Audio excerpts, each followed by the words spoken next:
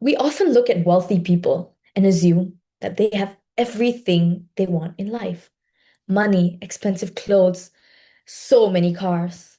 But what happens when one man builds an empire of gold just to buy back a single moment from his past? Good day, everyone. Today I'll be reading an excerpt from F. Scott Fitzgerald's The Great Gatsby.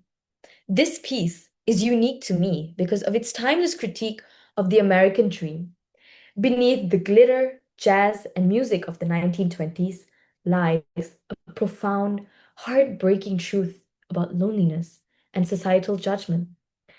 In 1915, a young, middle-class F. Scott Fitzgerald fell madly in love with a wealthy socialite named Ginevra King. Her father, however, brutally ended their romance, allegedly telling Fitzgerald that poor boys shouldn't think of marrying rich girls. Later in life, he met Zelda Sayre, who refused to marry him until he could prove that he was rich enough and financially successful. So, I chose this novel because I have always been fascinated by the thin line between romantic devotion and destructive obsession. This specific piece opened my eyes and resonated with me, especially because I had watched the Obsession movie in the theaters, where the fine line between romantic devotion and destructive obsession ends so brutally. Through the character Jay Gatsby, F. Scott Fitzgerald shows us how a brilliant mind can be completely consumed by a ghost of the past. In the excerpt I'm about to read, chapter 5 of The Great Gatsby, you will hear where the exact moment where that illusion begins to fracture.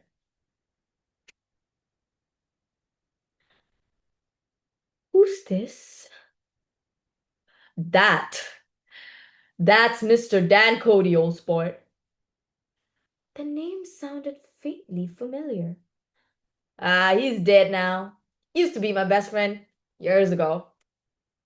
There was a small picture of Gatsby, also in a yachting costume, on the bureau. Gatsby with his head thrown back defiantly.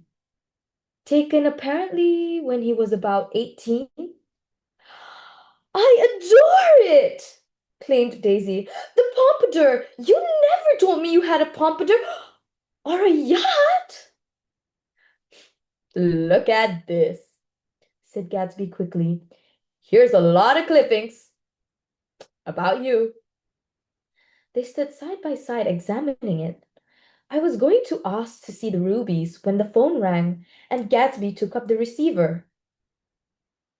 Yes, well, I can't talk right now. I can't talk right now, old sport. I said a small town. He must know what a small town is. Well, he's so used to us. If Detroit is his idea of a small town. He rang off. Come here, quick, cried Daisy at the window. The rain was still falling, but the darkness had parted in the west, and there was the pink and golden billow of foamy clouds above the sea. Look at that, she whispered, and then after a moment, I'd like to just get one of those pink clouds and put you in it and then push you around. I tried to go then, but they wouldn't hear of it. Perhaps my presence made them feel more satisfactory alone. I know what we'll do, said Gatsby. We'll have Klipspringer play the piano. He went out of the room calling, Ewing, and returned in a few minutes, accompanied by an embarrassed, slightly worn young man with shell-rimmed glasses and scanty blonde hair. He was now decently clothed in a sports shirt, open at the necks, sneakers, and duck trousers of a nebulous hue. Did we interrupt your exercises? Inquired Daisy politely.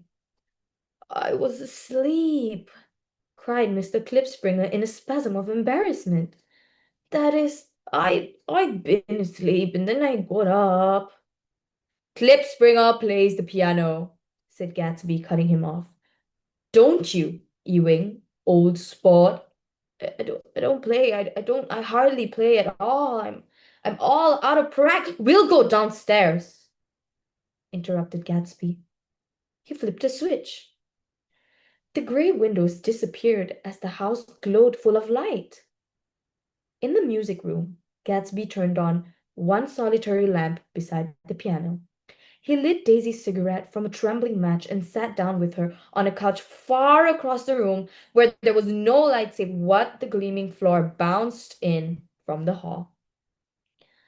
When Klipspringer had played The Love Nest, he turned around on the bench and searched unhappily for Gatsby in the gloom. I'm all out of practice, you see. I told you I couldn't play. I'm all out of practice. Don't talk so much, old sport, commanded Gatsby. Play. In the morning, in the evening. Ain't we got fun? Outside, the wind was loud and there was a faint flow of thunder along the sound. All the lights were going on in the West Egg now. The electric trains, men carrying, were plunging home through the rain from New York. It was the hour of profound human change, and excitement was generating on the air. One thing sure, and nothing surer. The rich get richer, and the poor get children. In the meantime, or should I say in between time, as I went over to say goodbye, I saw that the expression of bewilderment had come back into Gatsby's face, as though a faint doubt had occurred to him as to the quality of his present happiness. Almost 5 years? There must have been moments even that afternoon when Daisy tumbled short of his dreams, not through her own fault, but because of the colossal vitality of his illusion. It had gone beyond her, beyond everything. He had thrown himself into it with a creative passion, adding to it all the time, decking it out with every bright feather that drifted his way. No amount of fire or freshness can challenge what a man will store up in his ghostly heart.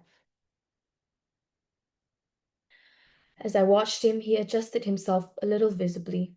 His hand took hold of hers, and as she said something low in his ear, he turned toward her with a rush of emotion. I think that voice held him most, with its fluctuating, feverish warmth, because it couldn't be overdreamed. That voice was a deathless song. They had forgotten me, but Daisy glanced up and held out her hand. Gatsby did not know me at all now.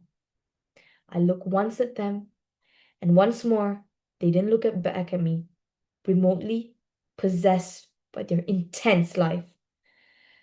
Then I went out of the room and down the marble steps into the rain, leaving them there together. Thank you.